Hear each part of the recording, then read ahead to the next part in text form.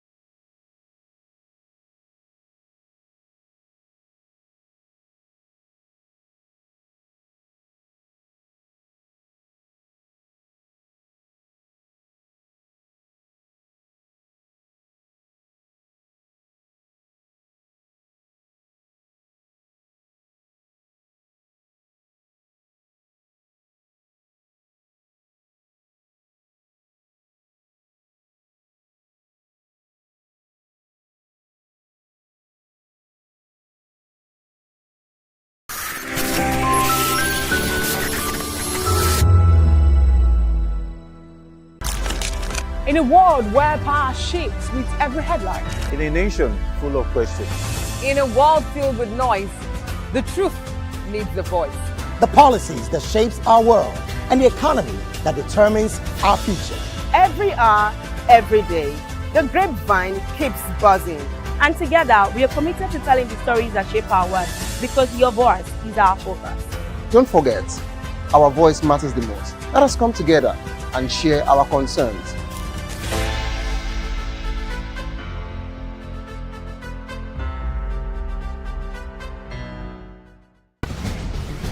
Join us as we drive into the world of politics through insightful interviews with prominent political figures, both serving and former governors, ministers.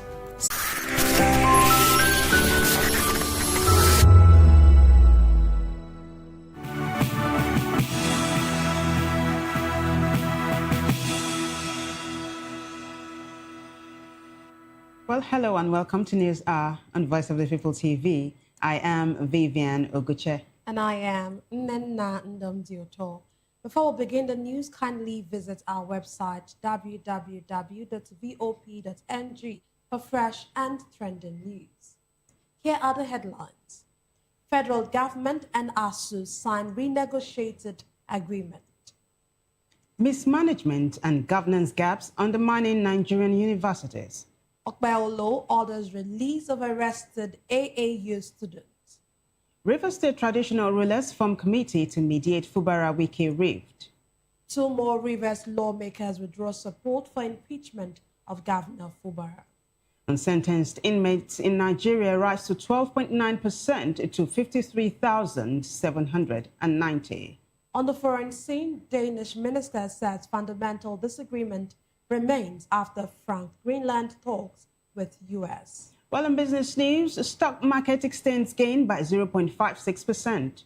In sports, Senegal through to finals after 1-0 win over Egypt. Well, in the world of entertainment, Burna Boy announces first 2026 single. Now the news and details. The federal government and the Academic Staff Union of Universities, Asuu, have signed a renegotiated agreement aimed at restoring stability, trust, and quality in Nigeria's tertiary education system.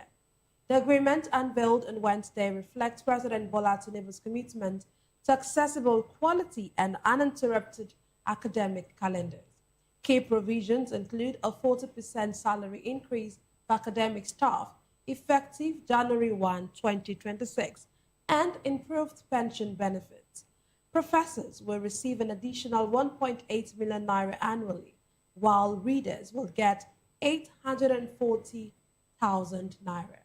The agreement also addresses university autonomy, funding, and academic freedom, aiming to curb brain drain and enhance global competitiveness. Education Minister Tunji Lausa described the pact as a turning point in Nigeria's tertiary education system.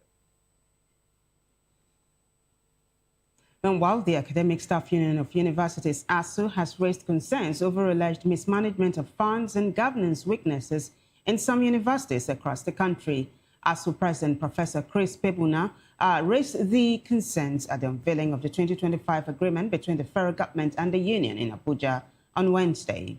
Pebuna warned that the situation was undermining accountability, stability, and academic standards in the system. He noted that weak governance structures had continued to affect effective utilization of resources in some institutions. The ASU president also said that although university autonomy was recognized in principle and partially entrenched in the law, its practical implementation remained weak, leading to persistent external interference in university administration. In the meantime, the Senior Staff Association of Nigerian Universities, SANU, and the Non-Academic Staff Union of Educational and Associated Institutions, NASU, have urged the federal government to urgently conclude the pending renegotiation with them. Operating under the Joint Action Committee, the unions warned that any further delay after signing the agreement with the Academic Staff Union of Universities would be a clear invitation to chaos, distortion of industrial peace in the ivory towers. In a joint statement by Asuu General Secretary Peters Adeyemi and SANU President Mohammed Ibrahim, the committee said it remained committed to entrenching industrial harmony and sustainable communities in the universities. It added the timely conclusion of the ongoing renegotiation with the two unions would avert any breakdown of industrial peace and harmony in the system. JSA further congratulated Asuu on the eventual and successful achievement of its struggle for improved welfare of lecturers and academic improvement in the universities.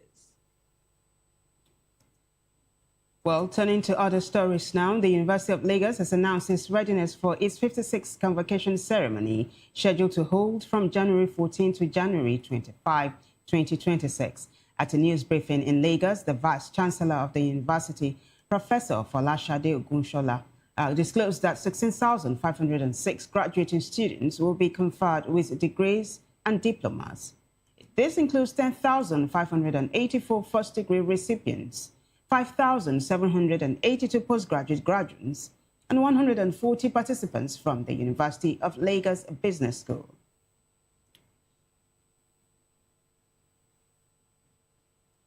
This next report says Edo State Governor Monday Okweolu has ordered the release of genuine students of Ambrose Ali University AAU arrested during the recent Ekpoma unrest, saying the protest was not a student issue but a criminal act by non-students. Correspondent Rhoda Journey tells us more.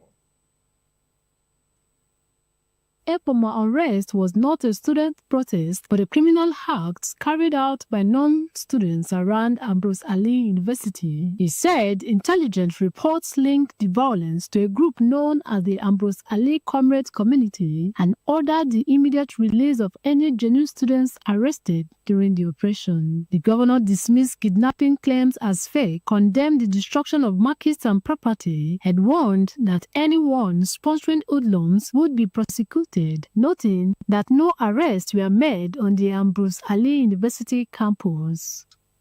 A group called Ambrose Ali University Comrade Community. These are people that are no longer students. They're just hanging around the school.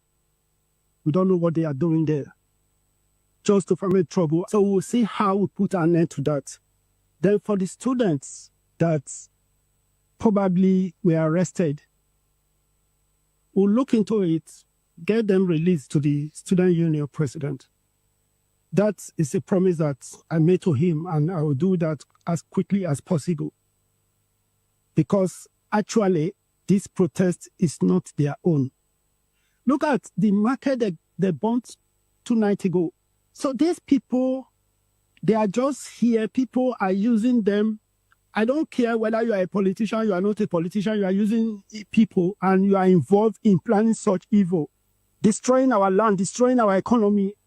So we'll not accept. We'll go after these people and we must make sure that we bring them to book. Speaking on behalf of the students, SUG President Comrade Michael said students did not organize any protest and thanked the governor for the assurance of students' release. Contrary to popular claims, the protest was not organized under the aegis of the student union government or the National Association of Nigerian Students. It is quite pitiable that most persons who want to link what has actually transpired to the student community. So we are here to officially debunk that students did not organize any protest. So the Edo State government want to appreciate you for your intentionality as well in making sure those students are being released as soon as possible. His Excellency is a man that we all love. He has done a lot for the student. He's still doing a lot for the student. He has said that anybody identified, as a bona fide student of the Ambrose Ali University, we should liaise with the security agencies, and by the grace of God, they will walk home freely. Rhoda Johnny, VOP TV News.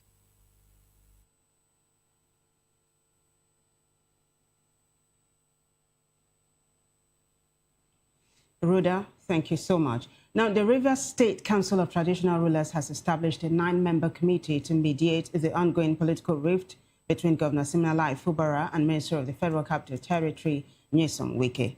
The committee, chaired by His Majesty Swanu Maridam and co-chaired by His Majesty Eze Nwachukwu Unamubi, aims to engage stakeholders and provide sustainable solutions to restore peace in the state.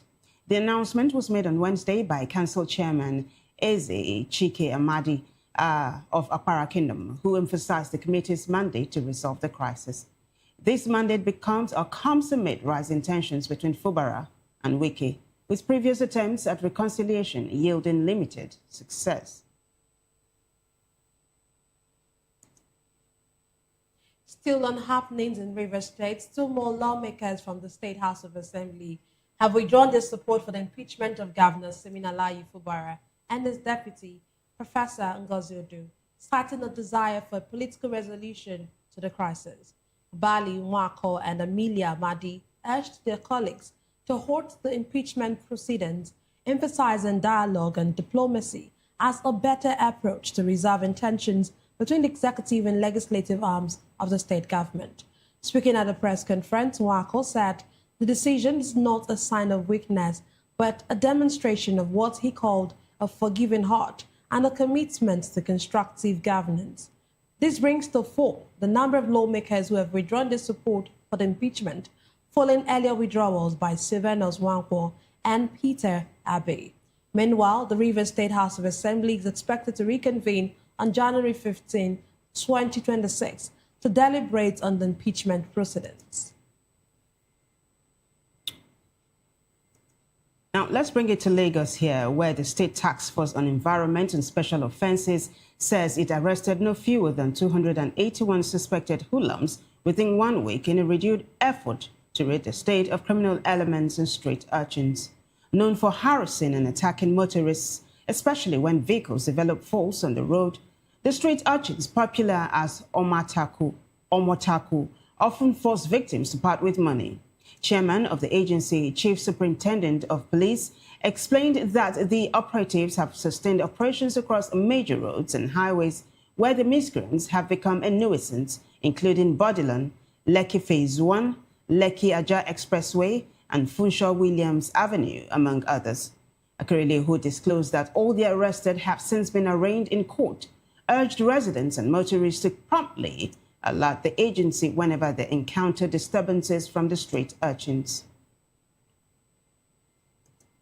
We'll now move on to Edo State, where the command of the National Drug Law Enforcement Agency, NDLEA, has intensified its offensive against drug trafficking networks in the state, recording hundreds of arrests and major seizures in 2025 as part of sustained effort at dismantling drug cartels and curbing the spread of illicit substances.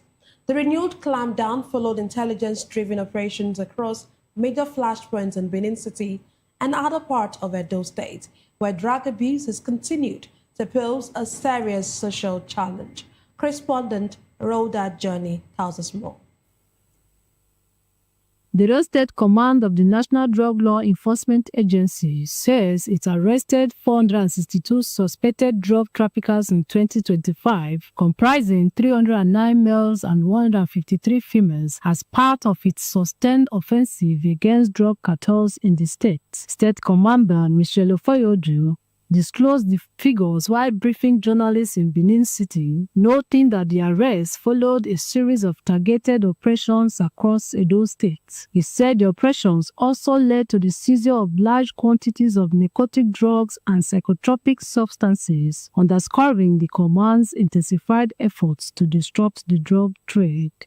We have sustained an impressive clampdown on drug trafficking cartels, with the apprehension of 462 suspected drug traffickers and the seizure of 207,595.54 kilograms of various illicit drugs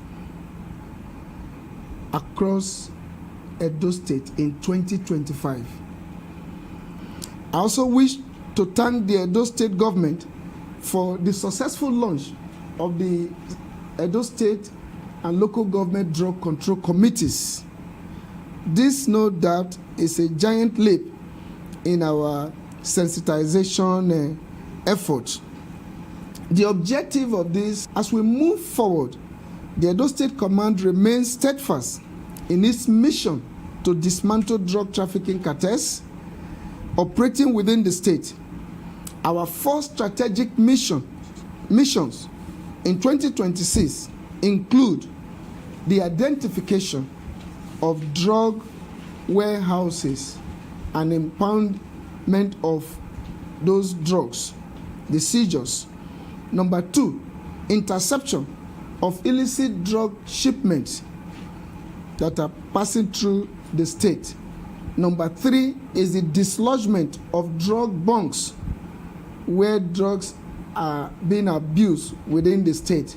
While the 4th one is the apprehension of drug barons and the tracing of their illicit wealth.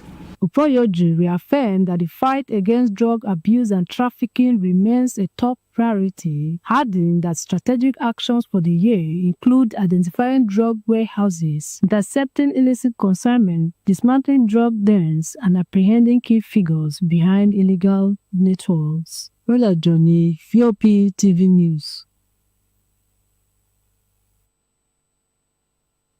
Rhoda, thank you so much. And now the number of unsentenced inmates in Nigeria's correctional centers has increased by 12.9% to 53,790 between 2017 and the second quarter of 2025, according to the National Bureau of Statistics, NBS. The NBS report also revealed that the correctional centers' capacity rose by 20.99% to 65,035 inmates during the same period. Despite its expansion, Lagos State recorded the highest inmate population with an overcrowding ratio of 221%. Other states with high inmate populations include Ogun, Kano, and Enugu, while Kogi had the lowest.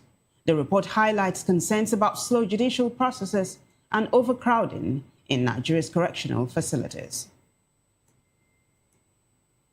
Joining us virtually to analyze the news hour is Prince Francis Chilaka. He is a political analyst and public affairs commentator. Glad to have you join us, Francis. You're welcome. Yeah, okay, let's kick off with the first story tonight. The federal government and, of course, the Academic Staff Union of Universities, Asuu, have signed a renegotiated agreement, and they're saying that this is aimed at restoring stability, of course, trust and quality in Nigeria's tertiary education system. But I want to ask you, this is a renegotiated system. What makes this different from the agreement, the previous agreement they have had in the past that have collapsed? You know, government and their policies and their inconsistency is a big problem. Every administration tries to find a way to wriggle out of an agreement, to find a way to wriggle out of a situation where the ordinary Nigerians will benefit. So anything that benefits the ordinary Nigerians, government will set up a committee. From one committee to another, then they will drag it, and before you know it, whatever agreement they entered into, they will disdain it, they will throw it away, and then they begin to seek for a new agreement. Whatever agreement they have entered into today, for one, I would say yes, it's high time the agreement is, renegotiated and all of that. I'm happy that government has taken the bold step to renegotiate it, but the question is not renegotiating it. The question is, will it be implemented to the letter? Will we not have a situation where tomorrow government will wake up? Because this administration from day one has been all about trial and error. So tomorrow, we hope that they don't wake up from sleep and say, oh, we made a mistake. We didn't want this. We didn't expect this to be in the agreement. But for me, I think it's a better agreement. It sounds, it looks more practicable. It looks more doable if the government has the political will to carry it out. Very well said, Francis. I don't know if you watched the signing of the agreement and all. It was so much ado was made out of that ceremony. But the star of the moment was the Asuu president, Chris Piwuna, who said they appreciate all government has done, but that when the Minister for Education is going back to FEC, he should tell the president that there is still hardship.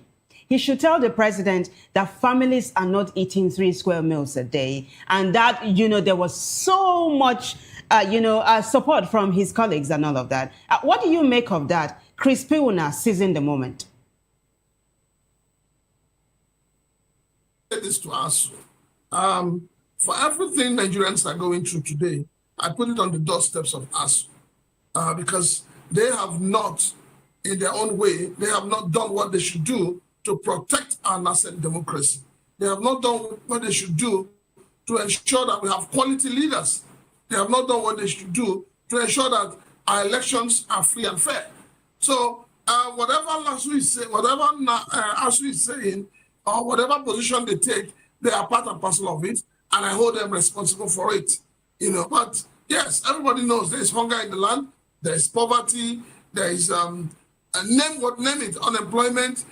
People these days, if you take a proper database of the number of people who just slump and die, it shows you how bad and terrible things are in Nigeria today. So yes, it's a good message they're sending to Mr. President, but they too need to send message to themselves, to their colleagues who are professors, who are the ones who sit to look into the electioneering process to ensure that they do a good job and not collect bribe and do a wrong job, and then at the end of the day, they begin to cry foul.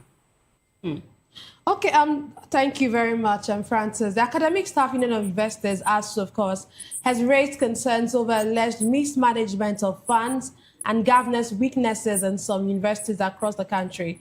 But I want to ask you this question. In your opinion, what do you think is what do you think is a bigger problem that we have in this country? Is it funding problem, or is it a governance issue, good governance and accountability? The problem, first and foremost, is the fact that we all lie to ourselves. The government lies, the people lie, everybody lies. We're not being sincere to ourselves. Those we expect to speak truth to power are not doing it. Corruption has eaten deep. Accountability is lost. Nobody renders account.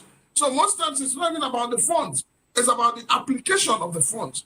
It's about accounting for the funds. It's about being transparent. So our problem as a nation is the fact that our people have allowed their leaders to continue to do what they want to do without rendering account.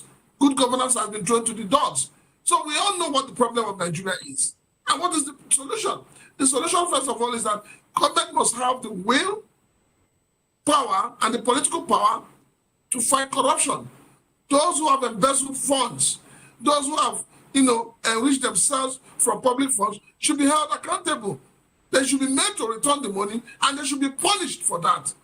Until we have a punishment that serves for crime committed, we will not get it. We will not move forward.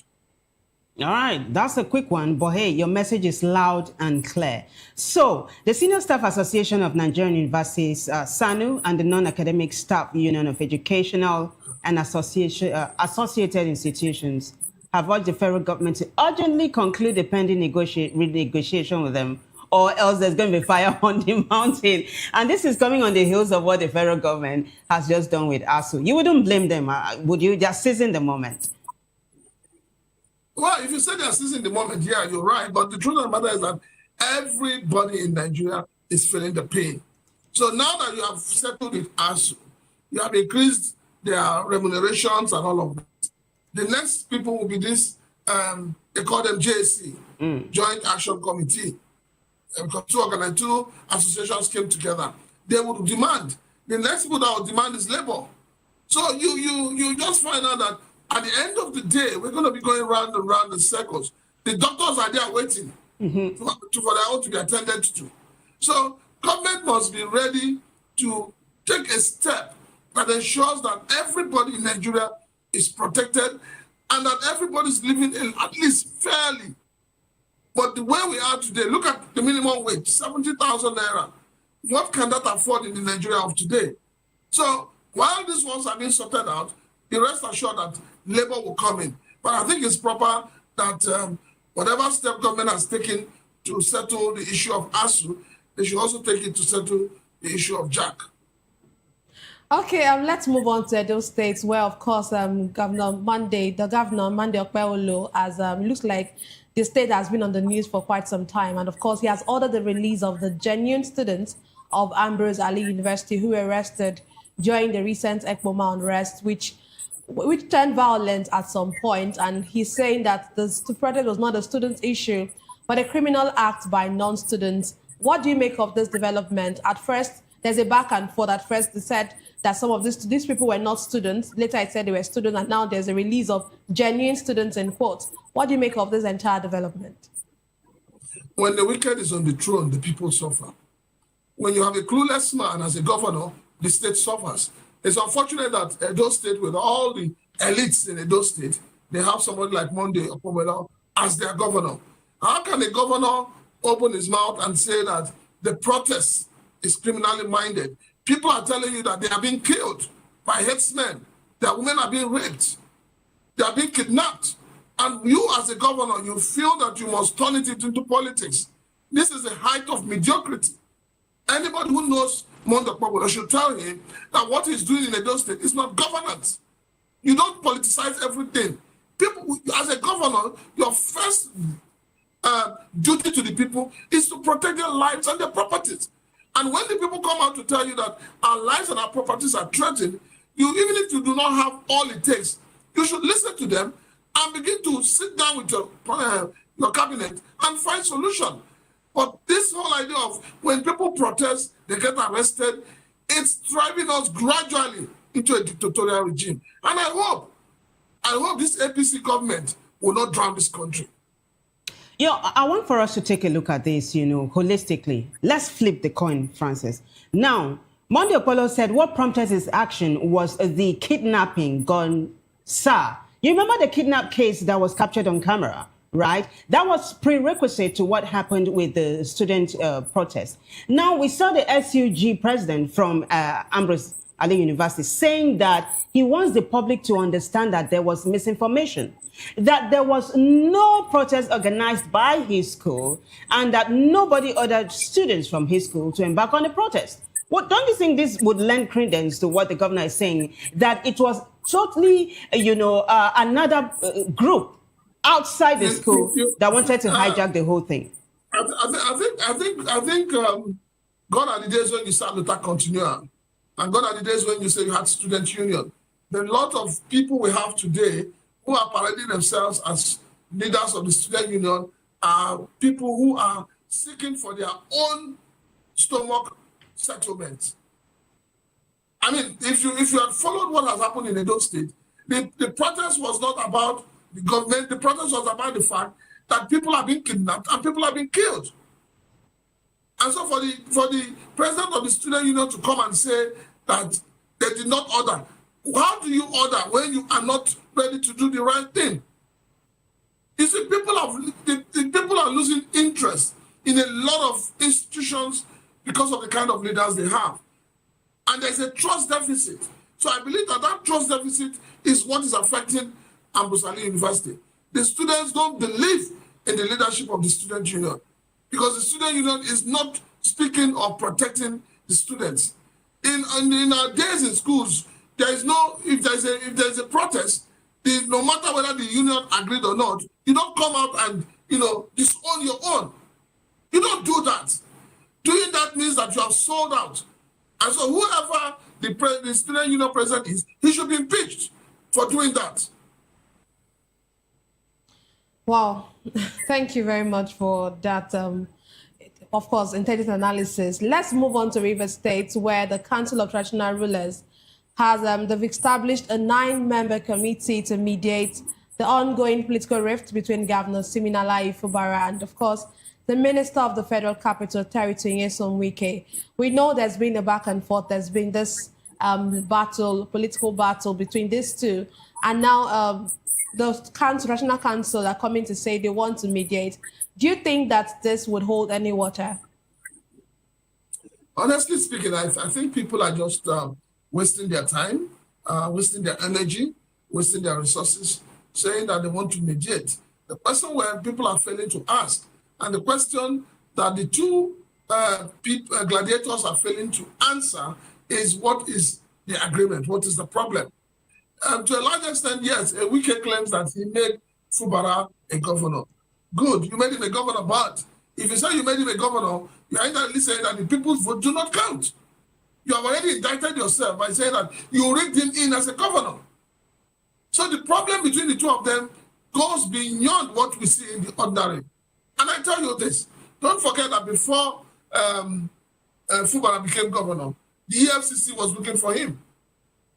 And Wike kept him in the government house because he was the accountant general, and they were trying to probe Wike at that time. So he covered up for everything Wike did. He was in hiding when he was proclaimed as a governor. So the whole idea was for him to come out, make him a governor to protect the interests of Wike. But something has gone wrong somewhere along the line. And that thing that has gone wrong is what we're asking. What is the problem? Between Wike and Fubara, it is only the two of them that will be able to tell the Rivers people what the problem is. Because at the end of the day, it is the Rivers people that are suffering. The Rivers people are suffering, the actions and inactions of these two men. So I do not know what they want to settle. If it is something that the party they belong to, first of all, don't forget that Fubara now is in APC. Wike is not in APC. He's not his own faction of PDP does not even exist. So I do not see anything that will be settled other than the party settling the problem. Whatever these elders decide to settle, it cannot work because deep down Wike, there's a grudge against Fubara, which he has not told anybody. And until he tells Nigerians the grudge, there cannot be a solution. And then he also said that if Fubara comes back for a second term, his political career is over, talking about the FCT minister, Wike. Now, you do know that there is an impeachment process ongoing in Rivers State right now. Now, a couple of days, two of the lawmakers withdrew from the process. They were saying, temper justice with mercy. Today again, more two lawmakers have withdrawn from the impeachment process.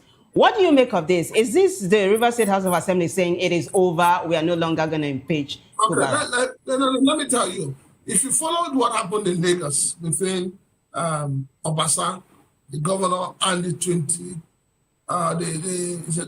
37 lawmakers, Obasa was impeached.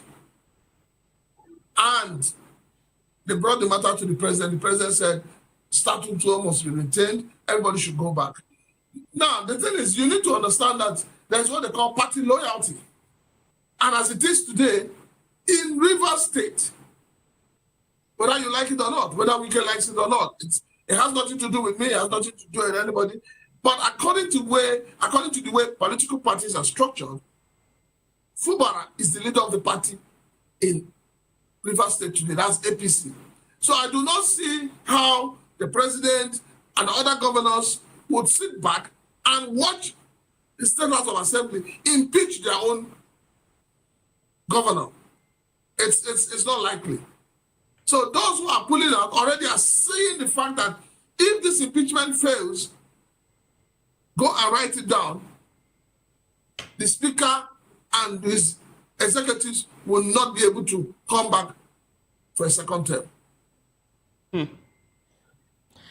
Okay, let's move on to this story where we have the number of unsentenced inmates in Nigeria's correctional centers has increased by 12.9%, and now they are up to 53,790 between 2017 and the second quarter of 2025. And it's actually the National Bureau of Statistics that is saying this.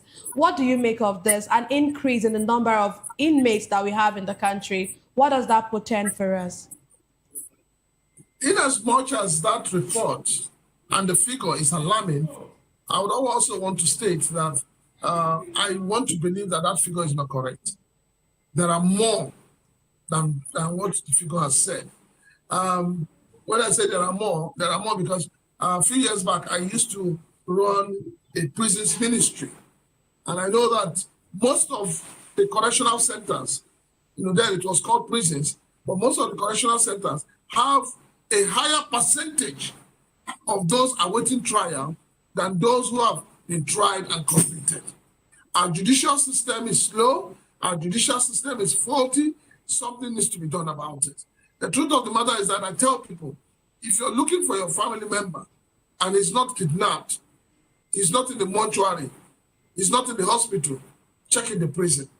Because a lot of young people, a lot of people who ordinarily should not be in prison are there awaiting trial. We must decongest our prisons, our correctional centers. We must begin to give urgent and immediate dispensation of justice. We must also bring this system of justice where people are made to do community service for crimes that are not criminally minded, you know. But you go and arrest people selling on the road, you take them to the police station, before you know it, they're taking them to the court, awaiting trial. So you have a lot of people awaiting trial in our prisons, and that figure that has been reeled out by the Nigerian National Bureau of Statistics, for me, is not accurate. If you go and do a holistic capture of the situation, you'll be shocked that that figure is a far cry from the reality. But at the end of the day, it falls on the judiciary. The judiciary need to find a way to decongest our correctional centers. All right, Francis, it's interesting that you said that you ran a prisons ministry some time ago. It means you're the right man for this job, right? I got two questions for you. Now, other states with very high inmate populations include Ogun, Kano, and Enugu, while Kogi has the lowest. Do you think this is a reflection of criminality, of the rate of criminality in those states? And secondly, you mentioned that these prisons were converted to correctional centers. Do you think the motive behind that change has yielded any fruit at all? No, what the government has done is change of name, but they have not changed the mentality of those who manage the place. And also, they have not changed the attitude. When you say correctional center, what it means is that people there are, you know, how do I put it? You try to change their mindset, you try to get them better. But if you have people in correctional centers, and those correctional centers are like dungeon, how do you want to, you know, change those people? So the thing is this, and I'll say it. When you say Lagos, yes, and why is Lagos very populated or overpopulated? It's because most of the people there are waiting trial.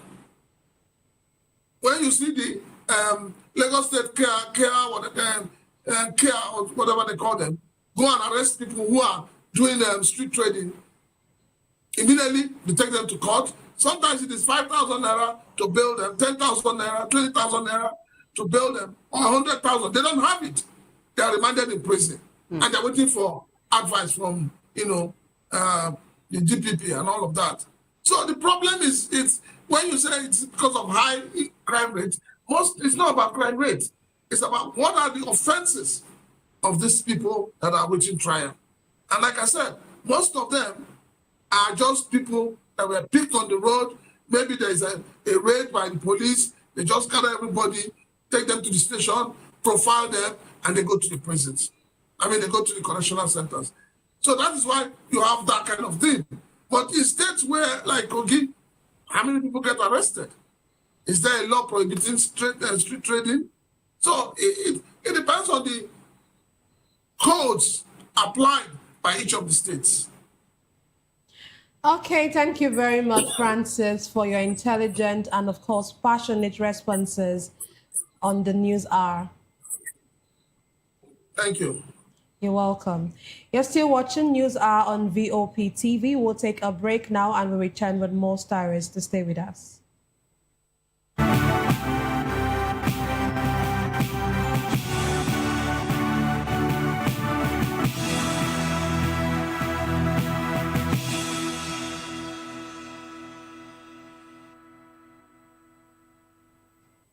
Glad to have you back. The Independent National Electoral Commission, INEC, has published and presented the revised register of voters for the Federal Capital Territory, FCT, ahead of the February 21, 2026 Area Council election. The total number of registered voters in the FCT now stands at 1,680,315, up from 1,570,307 in 2023. The presentation took place in Abuja during a stakeholders meeting with political parties, where resident electoral commissioner for the FCT, Malam Aminu Idris, described the exercise as a critical constitutional requirement. The continuous voter registration, CVR, was suspended in the FCT on October 12, 2025 to allow for the revision. In a related development, INEC has resumed the CVR exercise in a number of states, which was previously suspended on July 20, 2025, to clean up the voters' register and produce permanent voter cards ahead of the November 8, 2025 governorship election. And now President Bola Tinubu has paid tribute to Yakubu Mohammed, co-founder of Newswatch magazine, who died on Monday night. Mohammed, a veteran journalist, was known for his courage and commitment to truth and nation building. In a condolence message, Tinubu described Mohammed as a courageous professional whose journalism career spanned over 5 decades, marked by bravery and integrity. Tinubu also acknowledged Mohammed's memoir, Beyond Expectations, which reflects on leadership and the media's role in Nigeria. Mohammed co-founded Newswatch in 1984 with Delegiwa Danagbese and Ray Epu, pioneering fearless investigative journalism during Nigeria's military rule. He served as pro-chancellor of Ahmadu Bello University and held key roles in various media institutions.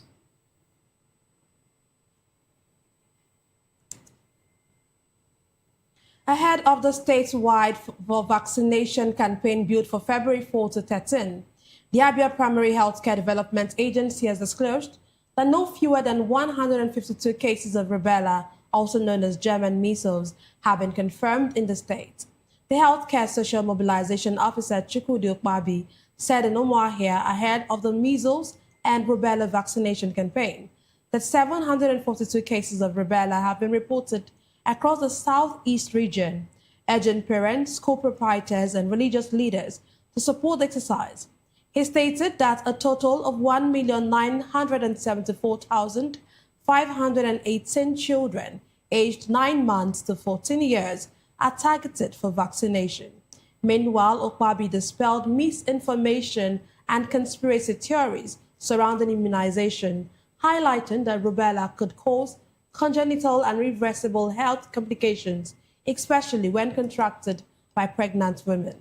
Also, health consultant Dr. Hyacinth Ebuna described the vaccines as safe, effective, and free, noting that rubella could lead to congenital rubella syndrome, which may cause blindness, deafness, brain damage, or heart defect in newborns.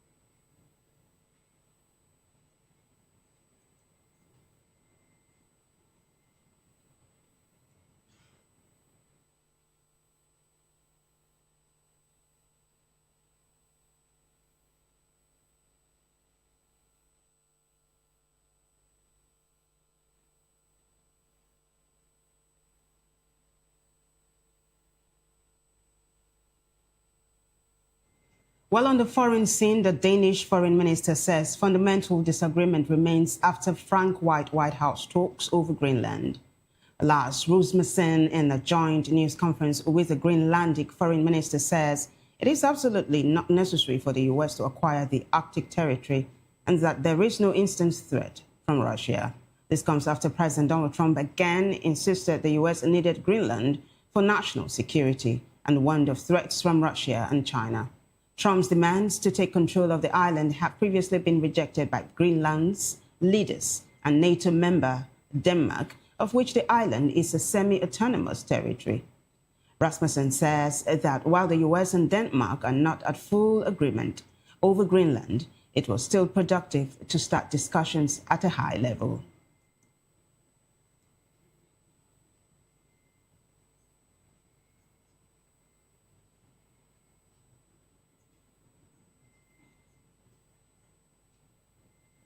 We now move on to business. The stock market extended its positive momentum on Wednesday, posting a 0.56% gain. This gain added 598 billion naira to investors' portfolios.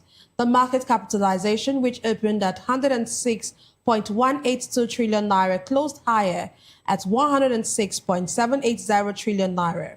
Similarly, the all-share index rose by 0.56%, advancing by 934.62 points to close at 166,771.95 compared to 165,837.33 recorded on Tuesday.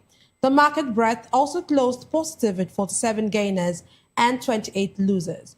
A total of 761.94 million shares worth 29.9 billion naira were traded across 55,751 deals, compared with 1.131 billion shares valued at 33.5 billion naira that was exchanged in 49,216 transactions earlier recorded on Tuesday.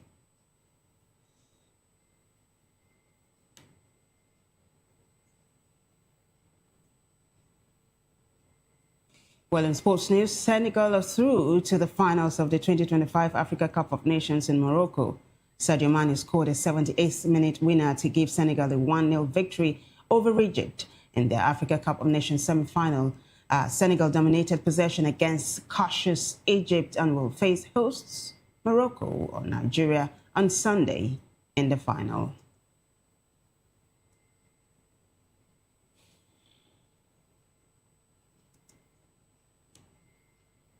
Up next is entertainment news.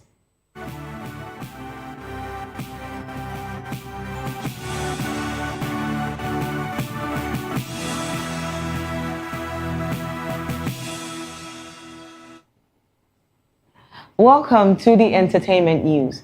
Global Afrobeat star Burna Boy has kicked off his 2026 musical campaign with a new collaboration. The Nigerian artist announced that his single For Everybody will drop on January 16, sharing a cinematic teaser featuring some of Europe's top football stars. The track follows the blockbuster 2025, which included the release of his 18th studio album, No Sign of Weakness, and a historic performance with England women's manager Sarina Wiegman after the Loneliness Euro 2025 win. On a sad note, Nigerian gospel artist Bumi Akinanu, popularly known for her hit song Omije Ojumi, has passed away. Her death was announced in an Instagram post by fellow artist Ayo Melody on behalf of the family. The post revealed that she died in Lagos hospital. Bumi's passing comes months after she appealed for prayers while battling a serious leg alignment. In a video shared at the time, the singer was seen receiving prayers as a pastor disclosed she was suffering from persistent bleeding in her leg. Akinanu began singing at the age of 10 and later left a banking career to pursue music full-time. She rose to prominence with Omiji Ochumi, a song that became widely popular in churches and Christian homes across Nigeria. Elsewhere in the world of entertainment, K-pop sensation BTS has announced a concert tour starting in April following the release of their first album in over 3 years. The tour kicks off in Goyang, South Korea on April 9th and will feature 79 shows across Asia, the US, and Europe through July. The band has been on hiatus as its members completed South Korea's mandatory military service. BTS agency also confirmed a new album will drop on March 20th, though the title is yet to be revealed.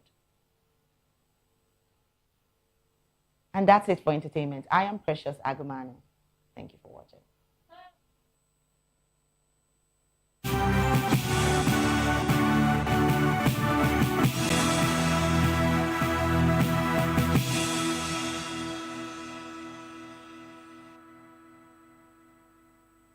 Well, Precious, thank you so much. And that wraps it up for us in News Hour. But before we go, a quick look at the headlines. We told you that the federal government and Asuu have signed a renegotiated agreement.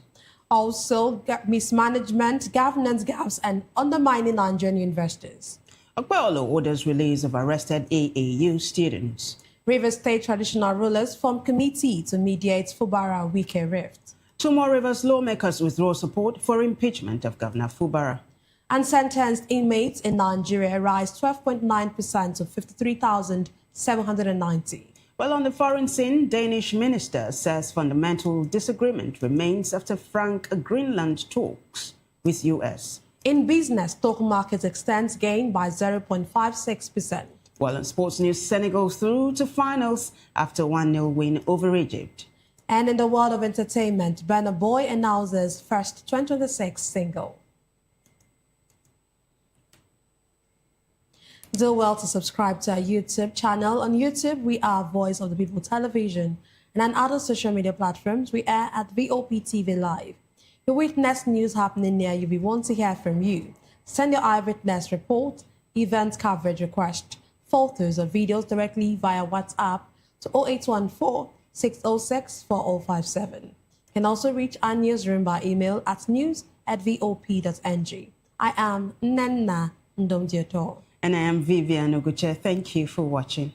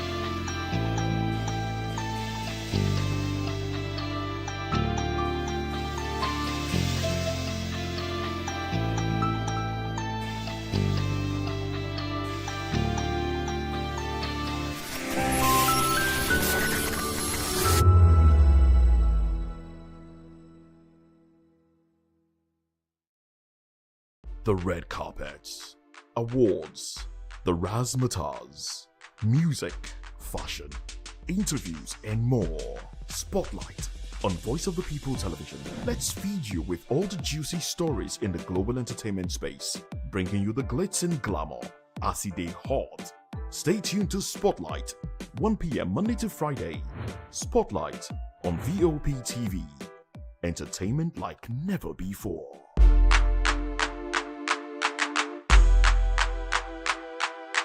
Behind every broken desk lies a broken promise. Education shapes the nations. But who is asking the right questions? Introducing Edu Dialogue, the show that goes beyond the surface, exposes the cracks, the corruption, and the silence in Nigeria's education system.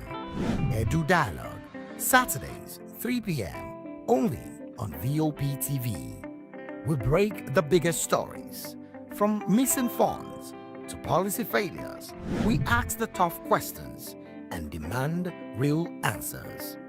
Edu Dialogue, this Saturday, 3 p.m.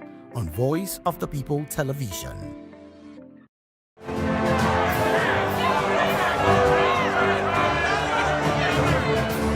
Do you want your voice to be heard? Do you know that you matter in the scheme of things? The People's Voice, the show where ordinary citizens take center stage as we discuss the biggest stories that affect you and I. With you in mind, we facilitate lively discussions, debates, and interviews on the topics that matter most to you and I, from social justice to economic empowerment, education to healthcare, governance, and more, tackling tough topics and amplifying your voice. Join the conversation and make your voice count. The people's voice. Make your voice count. Africa is on the move, a continent of rising voices, untold stories, and powerful transformations. From the streets of Lagos to the heart of Nairobi, from the mines of Congo to the tech labs of Cape Town, the African story is being written every day. Bold, dynamic, unstoppable. This is Africa News on Voice of the People Television. We don't just bring you the news. We analyze and bring you Africa's heartbeat, the politics that shapes our nations, the economies that drives our future, the cultures that defines who we are, the voice that must be heard. Africa News, Africa's voice, Africa's future. Where Africa speaks, the world listens.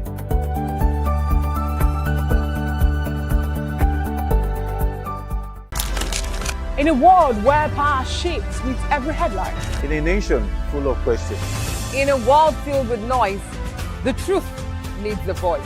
The policies that shapes our world and the economy that determines our future. Every hour, every day, the grapevine keeps buzzing. And together, we are committed to telling the stories that shape our world because your voice is our focus.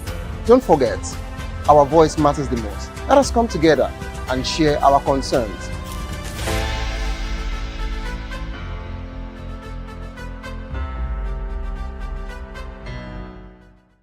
Are you ready for the extraordinary? Something big is happening on your screen. Introducing VOP TV. Now streaming on SLTV channel 264. From breaking news to captivating conversations, news analysis, giving you all sides to the story. We bring in-depth discussions on the issues that matter, from politics to sports, entertainment, and lifestyle. VOP TV on SLTV channel 264. Join us as we redefine what television means to you. Voice of the People Television, VOP TV.